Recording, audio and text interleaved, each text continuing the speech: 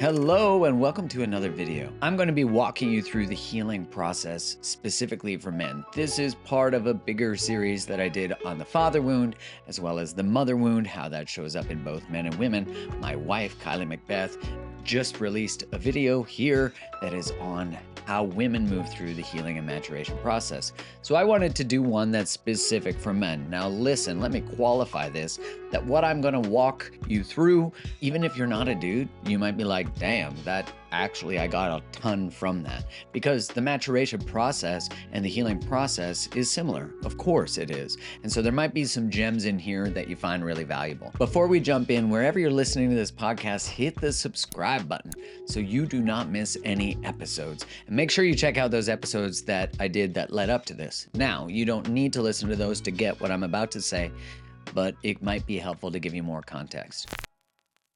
I think the first qualifier I want to give, just for some compassion for the men out there, for myself, is that in a lot of ways, culture has failed men. We don't often have integrated, healthy masculine leaders who have both this balance of direct, of leadership, of authority, but also compassion and empathy. What we generally witness in the sort of celebritized, politicized world is these versions of masculinity that are exploitive, are authoritarian, are also too people pleasy, too whiny, too much of like trying to please everybody and having no backbone. I really look at men, the internal structure, really simply breaking down to two archetypes, the lover and the warrior. Now, when we're too much lover, we have no standards, no boundaries. We get pushed around. We're trying to get everyone to like us. It's a very childlike behavior. And if you think you're like, trapped developmentally very young.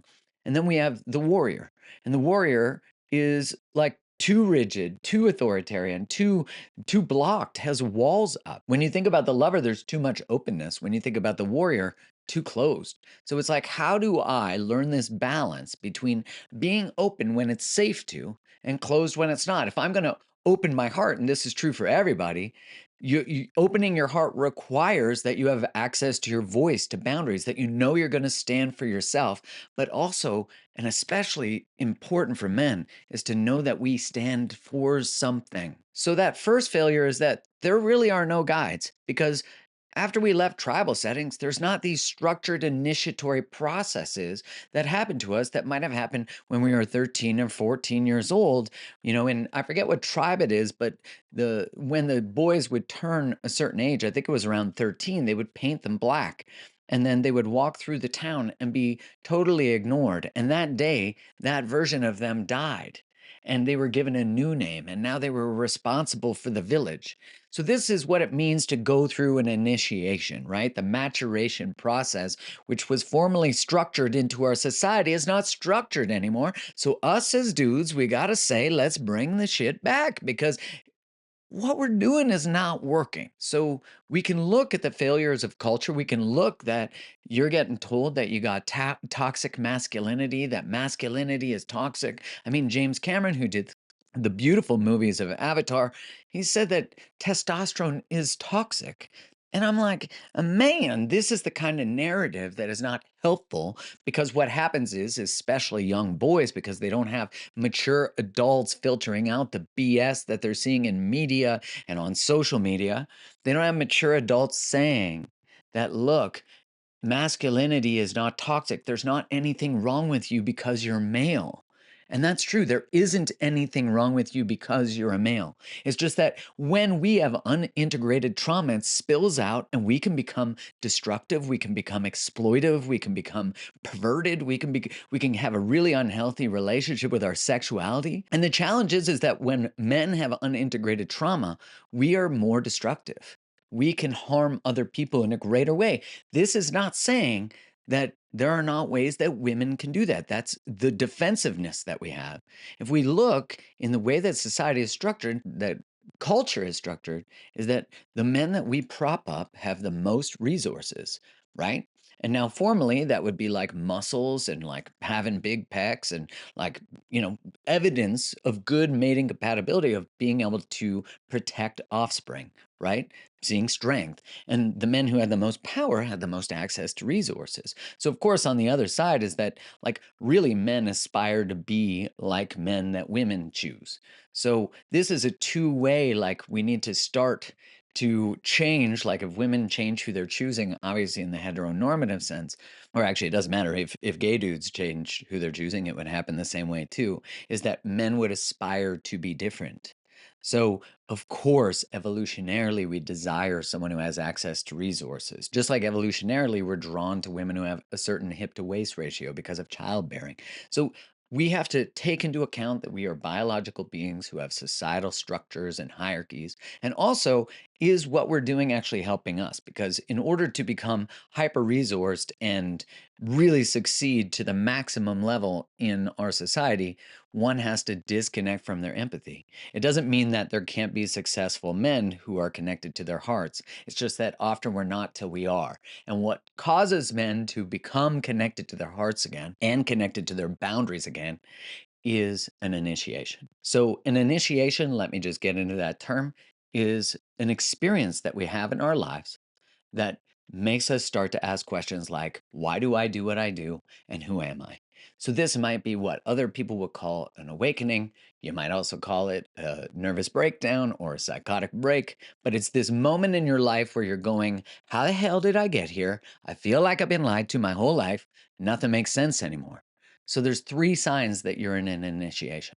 The first one is that the world you once knew no longer makes sense. The second one is who you are in this world doesn't make sense either.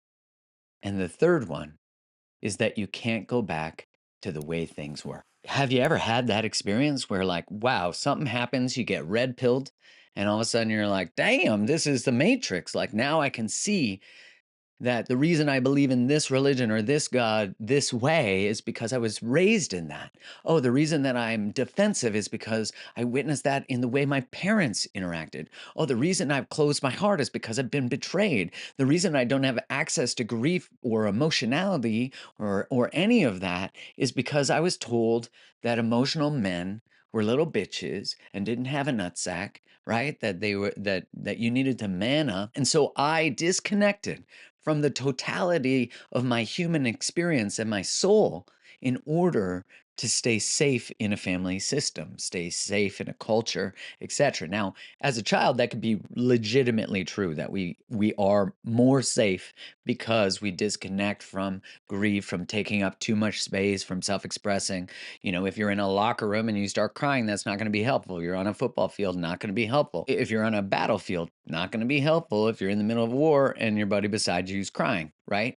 So there is some reality to our circumstances that can dictate why we didn't fully develop our emotionality, but also that we need to take responsibility now that we can, that you and I are asking these questions, that we can take responsibility for what we make it mean about who we are and what we need to do in our lives and how we need to show up. You know, it's a strange paradox that the thing that your partner most wants from you, the thing that women most want from you as a man, is the thing that you were told to not have access to, your emotionality, your ability to dialogue, communicate, all those things, right? To be connected to your heart, but yet you're sent off to war or told to not feel, right? So it is a very active rebellion to actually get to know your own heart, your own emotions, and to stand for that.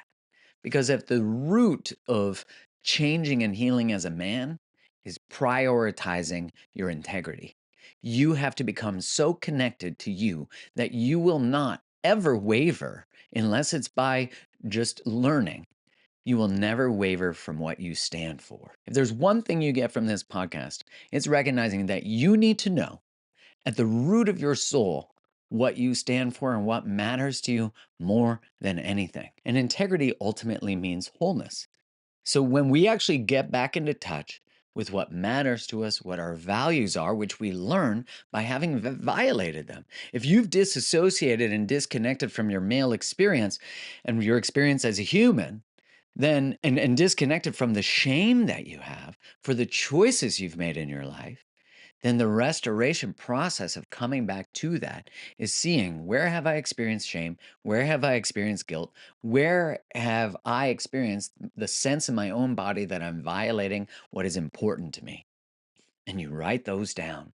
What is it that truly matters to you more than anything? And if you have a hard time connecting to what your values are, just look for someone that you are inspired by, someone that you look up to. That is often because we are seeing our values being lived by someone else, and we aspire to have those similar values and maybe live them in a similar way. We've talked about initiation, right? 3 ways you know you're in one.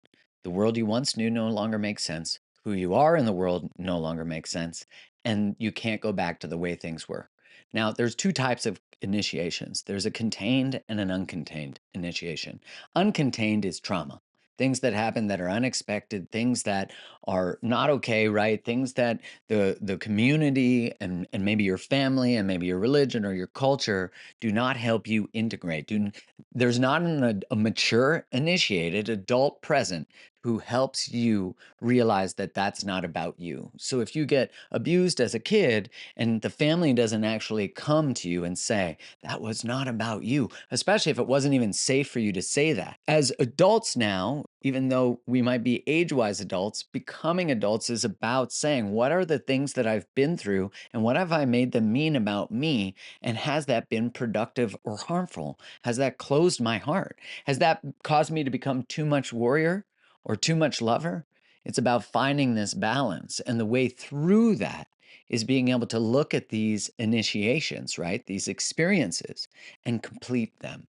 So there's this idea that you can be in a suspended initiation, which means life has offered you an invitation to change, to grow, to reintegrate, to go get back parts of yourself that you've lost, that you've maybe given away for survival. And we decide that we're too afraid to trust the new way of being, unconsciously often, that we don't trust what is actually trying to be born through us. We don't trust that who we're being invited to become can exist and you will be safe in the world. Really what we're talking about is the process of alchemy, the process of taking what would have been thought of as something like coal and turning it into gold.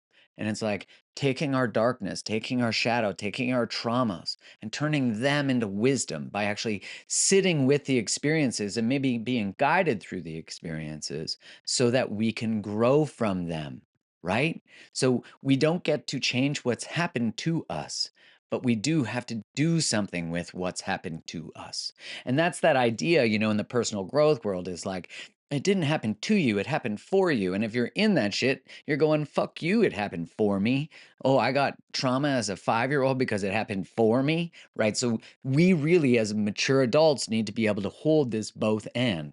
You can both be a victim of an experience, and yet it is our responsibility to create something from it, to take responsibility for how that impacts our lives, our relationships, and our future. Because no one's coming to save us. So we could have all the reasons that the world has failed men. We can have all the reasons that the world has failed you. But yet here we are. Let's go, right? Like, let's not use this as the reason that you stopped loving, you stopped opening, you stopped. Use it as the reason you started. Use it as the reason you continued. Use it as the reason that you deepened, right? Because when you do that, you take a stand for healing. You take a stand for love. You take a stand for integration. You take a stand for yourself. And that's ultimately what you're looking for. That's what everyone's looking for. Is that, hey, when push comes to shove, do I got me first? Do I got me? Will I access my voice? Will I access my strength? Because if you think the overdeveloped lover doesn't have boundaries, doesn't have access to voice, doesn't have access to standards, is willing to compromise themselves in order to maintain connection, often with a woman, often with anybody, but like actually willing to become a doormat, right? Instead of actually standing for what they desire and saying, that's not a match. That's not okay. And how hot is that shit? When you meet someone and you behave in a way that you know is not okay, you maybe don't honor their time and they go, hell no, that doesn't work for me. There's a part of you that gets a little tingly in the nether regions and you're like, damn, that's hot. Because self-worth is hot. Self-esteem is attractive. Because what we know when someone has high self esteem is they're not going to deviate from their own values to be with us. That's trustworthy. There's a saying in Robert Glover's book, No More Mr. Nice Guy, where he says, if you won't stand up to her, she won't believe you'll stand up for her. Standing up to somebody is about saying, I don't like the way I'm being treated, or that doesn't work for me. And when we do that, we are more trustworthy. People at work who have access to boundaries are more likely to get promoted in healthy cultures because we know we can trust them to honor their capacity. So important. When we have access to self expression, we can advocate for our needs, we can express what we want. Now, if we're used to operating in relational dynamics where we oscillate around other people or we're the center of attention, what happens is when we learn how to access our needs and wants, the relationship has to accommodate that change. The system has to accommodate it. Any human system is like this because think about, if you're a kid and you're in a family and everyone's developed different quote unquote personalities and survival strategies to be able to exist in a system with an alcoholic father, when all of a sudden one person goes, that's not okay, dad's an alcoholic, this is screwing all of us up. Everyone in the system goes, whoa, whoa, whoa, mayday, mayday. Like, hold the phone. You're totally talking about the elephant in the room, and all of us have survival strategies so that the elephant can be accommodated without talking about it. So now you're actually forcing me to leave my survival strategy or to double down on getting you back into yours. And that's why whenever you step in a relationship to a different pattern, think of it like a dance. If your normal pattern of self abandonment or even making everything about you, let's call it the Macarena. When all of a sudden you get into the two step, the other person's still doing the Macarena. And you're like, hey, let's do the two step. And they're like, nah, I kind of like this Macarena thing. Even though it's painful, it's familiar. And humans do not like too much cognitive dissonance. And that's the awareness that something should be different or could be different, but I'm still doing the same thing. So instead, we'd like to just shut off that awareness, double down on the way things were. It was working, even though it was dysfunctional. It's predictable. I can handle that amount of pain, but I can't handle if I open my heart up more fully that I won't be hurt more. And I'm telling you that the way to discover how to walk more towards love is actually asking your pain what it wants to teach you. What skill set would you need from your experiences of your life to learn so that you can step fully towards love, fully towards connection, fully towards healing, fully towards being embodied and whole? Right? When we look at what blocks men ultimately from healing, it is shame. It is shame about who I've been, how I've shown up to the world, how I've treated other people. It's shame about now the recognition of what I know was possible for me. Recognizing that I haven't felt all my feelings, recognizing that I shut off from my heart when I was young. It's about being with that shame and letting it cook you, letting it alchemize you, letting it change you. And the saying about alchemy is that alchemy doesn't give a shit about the alchemist. And what that means is the process of you becoming a better human, a more powerful human, doesn't give a shit about your feelings. It doesn't care that you're sad about the things that you're learning or you're angry. It cares that you process it so you can actually become a fully actualized human, a fully mature adult, right? And very few people do this. Very few people go into the cavern and actually excavate the shit. That's why it's not for the faint of heart, but it is for you, right? It is for you. If you could say yes to this, and walking through this will be the most beautiful transformational process that you've ever been through. And you will know that all of your relationships will completely change. Also, you'll notice that you got an extra type of swagger that gets noticed no matter what, because your energetic is of integration. It's not of zero fucks. It's about giving the right kind of fucks. And that is a different kind of energy. That energy is hot. If we're going to move through this healing process as men, we need to center integrity, being in alignment with who we say we are and who we know we are to be deeply in our hearts. And we have to be ready for that. When we shift into that way of being, we will cause disruptions in the relationships around us, because when you hang out with a bunch of people who self-abandon and are not living in their values, you starting to live in your values and stand for something will cause them to see a reflection of their own deficits, of how they're not in integrity with themselves. So you can either decide to step through that threshold, which every time you actually step more fully into yourself and take on more, let's call it light, you will be met with a challenge. You will be met with an adversary. You will be met with resistance. And this is about being just knowing. Oh, I just stepped more fully into myself. I just quit smoking. I just quit drinking. I just quit porn. I just stepped away from that addiction. Let's just expect, where is the adversary? Where is the resistance? I know you're coming for me. I know you're coming. And so you're prepared for it already. Just being very clear that your integrity has to be your number one guidepost. Number two is discover and know your purpose.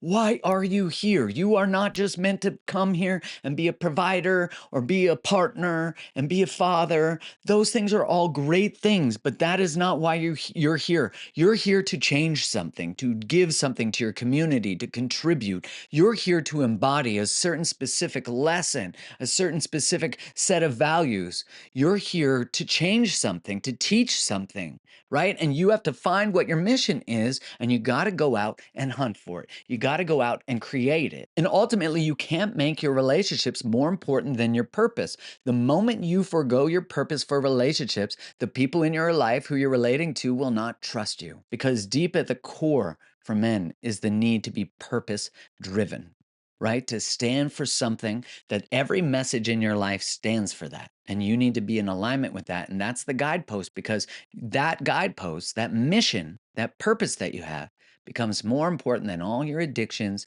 and all your bullshit and your lack of humility, all of it. So you take full responsibility for the direction of your life, which leads to my other point. You are the authority of your life.